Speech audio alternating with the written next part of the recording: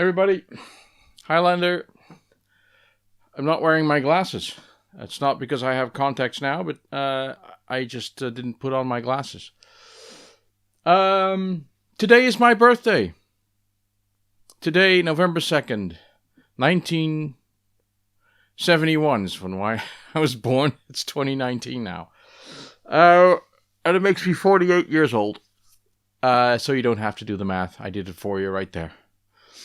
And basically the only reason why I am making this video is because I have a lot of things. And I'm going to all call them birthday pickups or birthday gifts or whatever. They may not have all been that originally, but it doesn't matter. I have something to show, so I'm making a video. And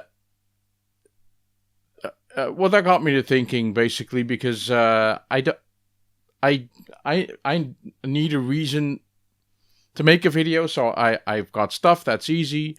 I've got some things to say that may or may not be controversial.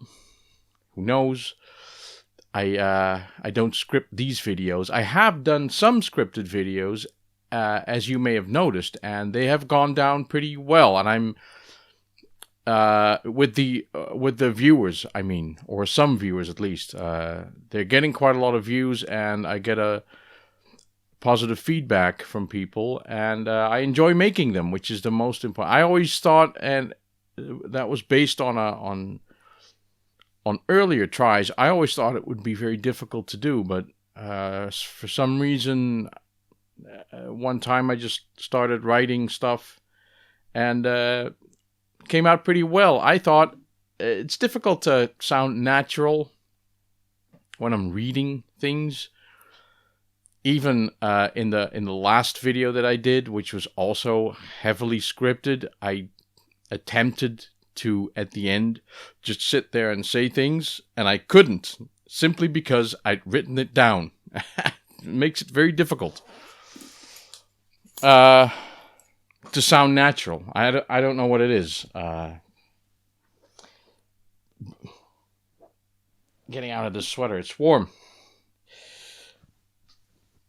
So the last video that I did, I just want to make extra clear that that is, I made my own arcade stick, and I decided to get some proper buttons, and there's a couple of places where I can get them, but at Lumimaniac, I asked some questions, and Chris there, he gave me some good feedback, and I just decided to buy my stuff from him.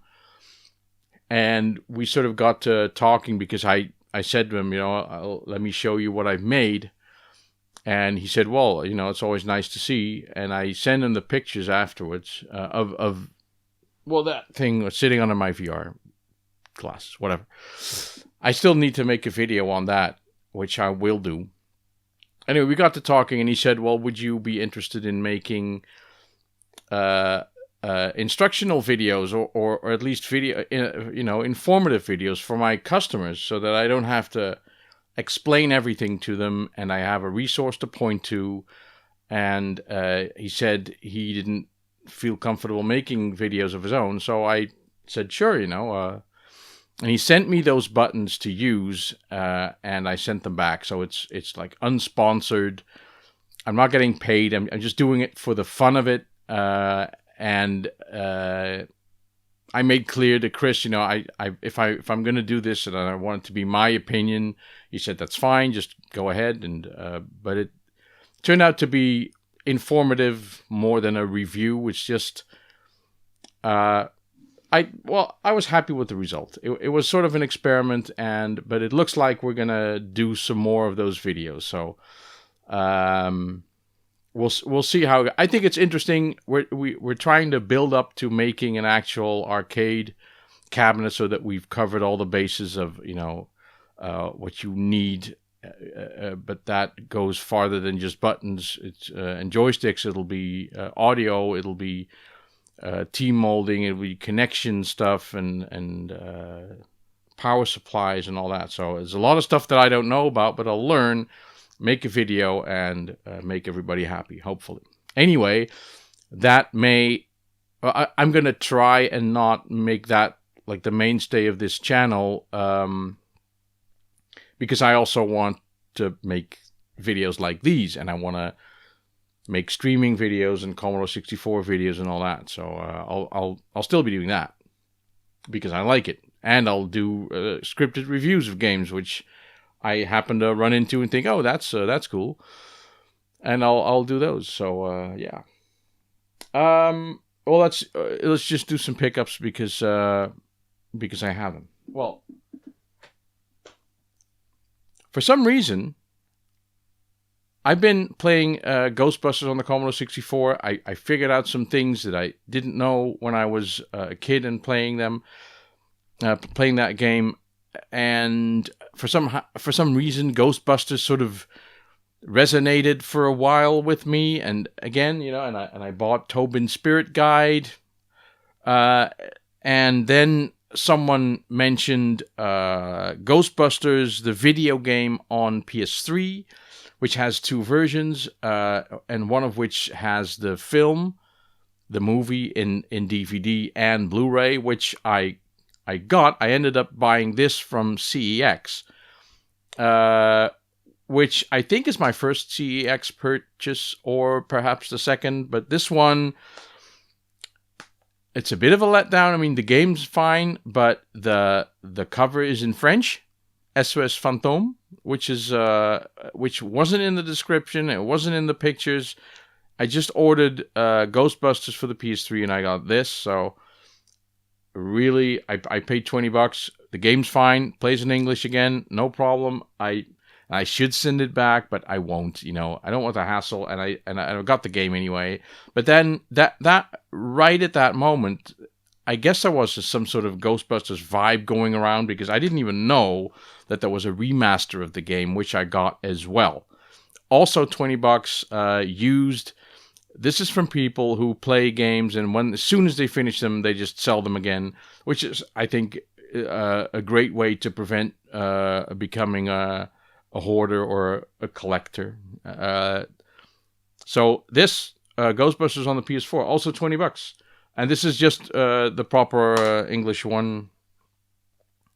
I haven't even played any of these games. I've watched some videos.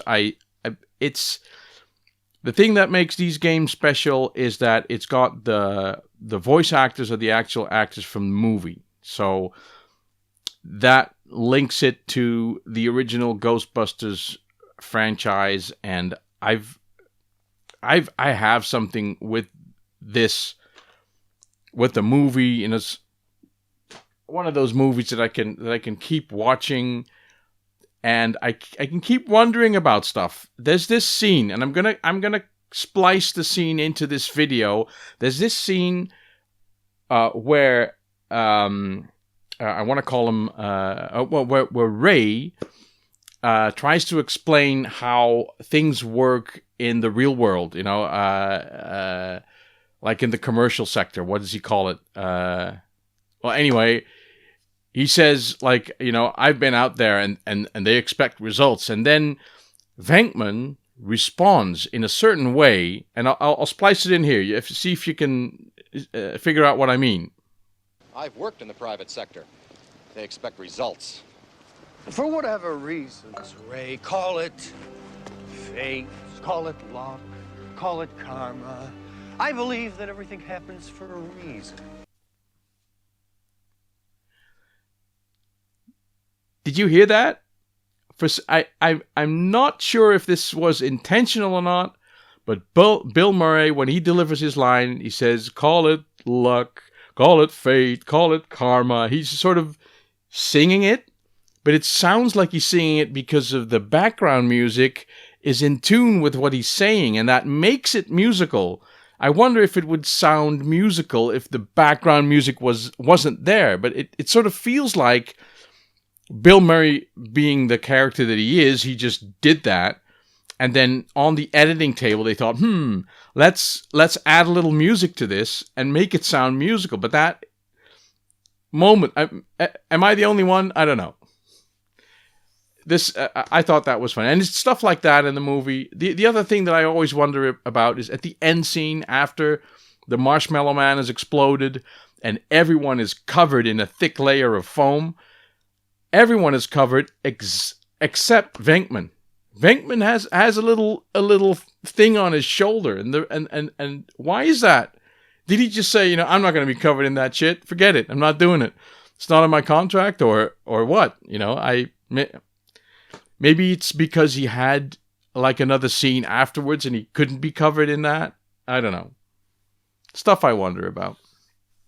Other things is that there's a shot in the movie. I saw this in a thing once. There's a shot in the movie. It's looking down on a block of streets in New York, and you can see like a water spout, one of those fire hydrants going off. And this, I think it's a making of video, shows that is actually just a painting. Sorry, and what seems to be water gushing out of the fire hydrant is actually sand that they push up from underneath. I don't know. It's I love that kind of stuff. It's Ghostbusters. Love it. Other things. I went to Irwin's, Mr. Costardo, yesterday because I asked him to pick something up for me that I've been looking for a long time. When I was planning sort of making this video, I thought I would get stuff and show stuff, but I haven't, so I'll just scoot off and get those things. Anyway, I went to Irwin, but I picked up Mark on the way, and Mark gave me some things for my birthday. He gave me this, Millennium Soldier Expendable. This is a game that I have played on the Ouya, and it's on the PS1, and it's on a couple of platforms, and this is actually a very good twin-stick shooter, if the console that it's on actually has twin sticks. Mark gave me this game because it's on the Dreamcast, but the Dreamcast controller doesn't have two sticks to control the figures, but it's all buttons, which is fine.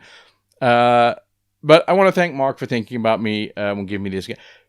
I don't have a Dreamcast, though, so I've been looking at Dreamcast consoles, but for some reason, the ones that I find locally are hundreds of euros, and when I look on eBay, they're cheap.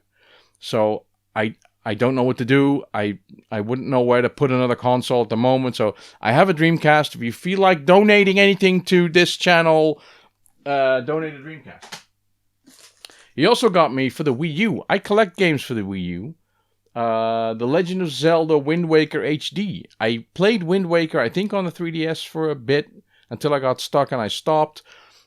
I have installed my Wii U in the living room so that I can play Breath of the Wild and Xenoblade Chronicles X and those games. And I also want to play Axiom Verge, which its definitive version, according to the developer, is actually on the Wii because it uses the gamepad very well if you play it in TV mode. Anyway, a good reason to have a Wii U near you, and this is a good game to put on it. So, Mark, thanks again for giving me a game on a console that I actually do have. Then, I have a handheld game, which I'm going to show now. So, I'm going to cut the video here and be back in a second. I have this. This is Frisky Tom. Can I turn it on? Certainly can. Start.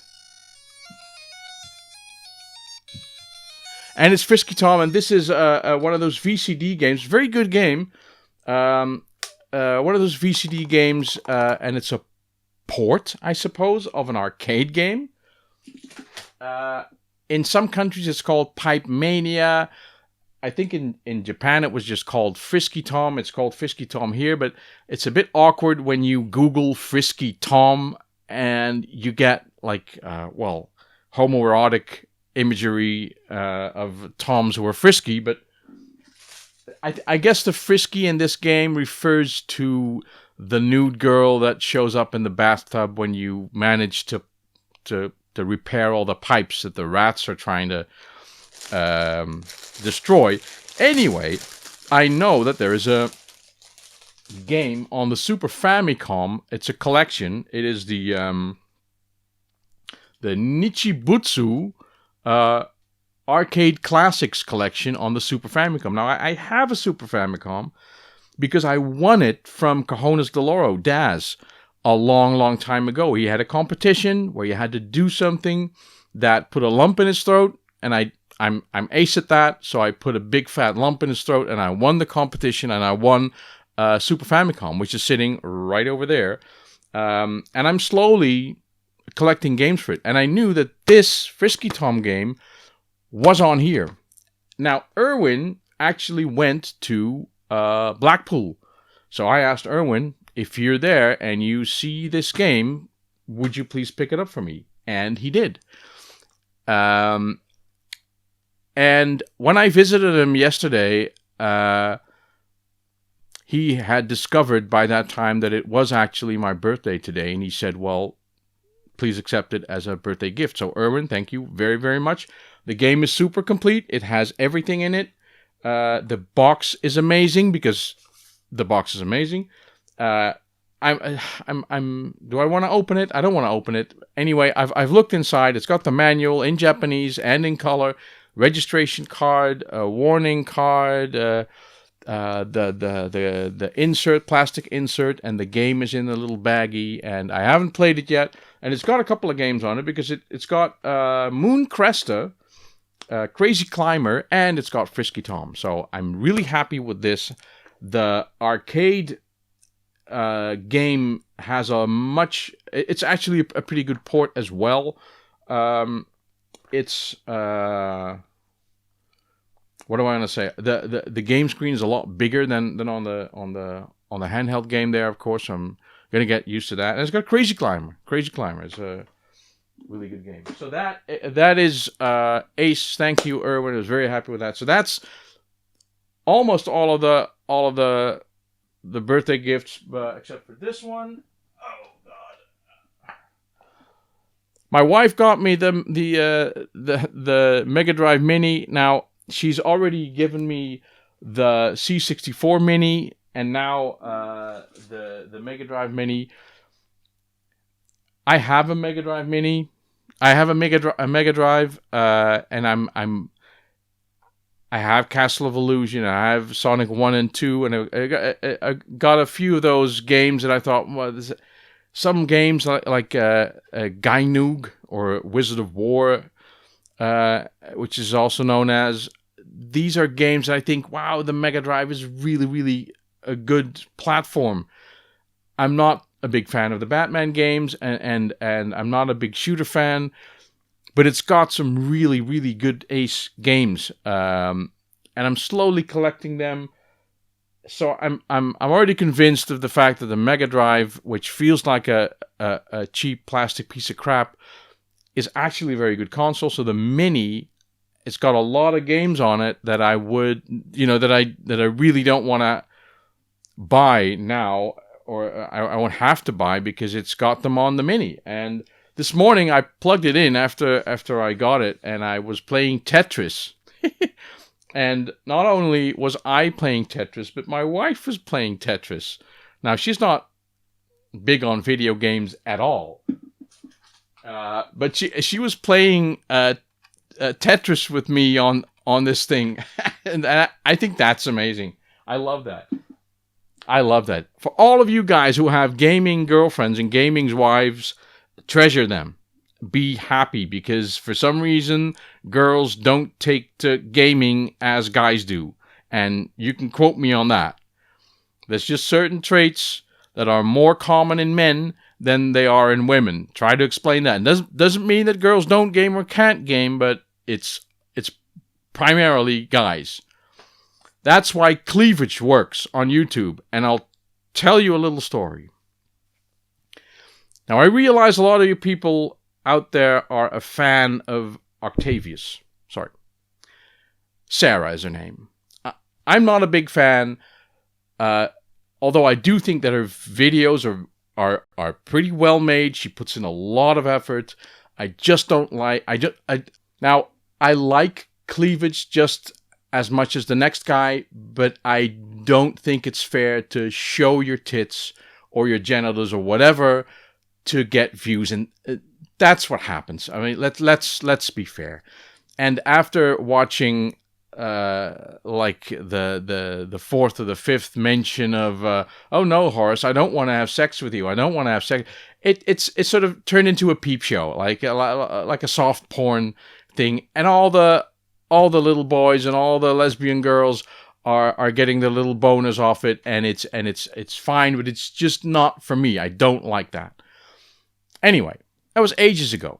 Sarah started a channel, and she was as small as anyone, and she chose Horace as her, as a sort of sidekick character. She puts in a lot of effort to animate him across the screen and whatever. And it was innocent, but then she grew, and for some reason she got in touch with Paul Andrews, who said, "Hey, listen, I have." The intellectual property of Horace and a couple of other characters. They're mine. Now, he said, it's fine to use, but you're going to have to pay me some money, and a part of that money will be paid to charity. That's it. Now, Sarah, somewhere along the line, along with a friend of hers, said, I don't believe that you own the IP to Horace, and they shut off all communication. Paul Andrews, who is the guy behind the Vega and who is the guy behind the C64 Mini and is somehow by many seen as a bad man. I don't know, maybe, but anyway, he owned the IP. And he said, I own the IP and let's talk about it. And they shut him off. They shut him down. They shut down communication to him. And then he said, you know what? I'm going to claim copyright on 2 of your videos, knowing that 3 copyright claims is shut down of the channel. Now, Sarah lost it. She has like anxiety issues, whatever, but she took down all of her videos. It's her sole source of income. She put all her eggs in the single basket, and the basket said boom, or was threatening to say boom, and she lost it. Then a couple of drama videos come out, which I see. Now, I haven't seen this channel for a long time, and the first thing I see is drama by Sarah, crying on camera. Her hair is out of whack, and oh, look at my hair. I didn't bring my brush, and whatever. It's all drama and crying. And then, a week or 2 later, apparently they're back in touch, and they've resolved the issues, and Sarah puts all her videos back up. Now, it's this little drama section that I sort of didn't feel right about.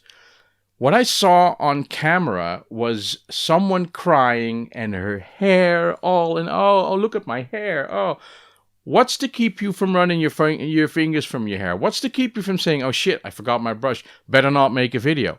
No, I know as a YouTuber that anything that you see on camera may look like happenstance, may look like it's spontaneous, but it's not.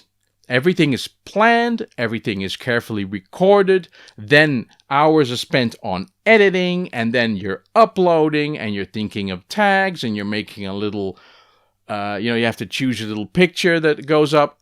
Everything is planned. You have to type in a description. Everything is planned. So that is all fake. And I didn't like that. I didn't like the fact that she was playing the audience for money because she saw her income being threatened, and out come the tears. Away go the tits, by the way. Out come the tears, and in comes the Patreon money. Great stuff. I didn't buy it. I know I can't say that. I know that a lot of people out there think, oh, but Octavius is a nice girl, and she's so sad, and whatever. She's using her shortcomings as a gimmick to get money. I mean, that's basically what it is. She's not getting treatment. She's not resolving her issues. She's using them. And I didn't think that was all right. And the proof in that is that it's all the drama was for nothing. She could have just talked to the guy. She could have just accepted the rules of the game. She's playing a grown-up game. She should have accepted the rules and said, okay, you own the IP. Whether I like it or not, I'm going to have to pay you, and that's it. which is what she's done in the end, apparently. So she could have saved herself all the drama, but you know what she got out of it? She got a bunch of cash out of it. I think that's, and she may not have planned all this. I mean, I'm sure that she didn't mean all of this to happen, and that she's just as sharp as that. But I didn't buy the tears. Anytime you see tears on camera, they are deliberate. They are meant to make you feel sorry for the person, right? It's never, oh my God, oh, I just break out crying here, and please. You watch that back as a YouTuber, you say, do I want that on camera? Do I want that on YouTube? Yes, and you make a conscious decision that I'm going to put my crying on YouTube because people are going to love it. And that's the way it is. So thanks for watching. If you have feelings about what I've said, that's fine. You can share them in the comments below. And I will see you next time. Bye-bye.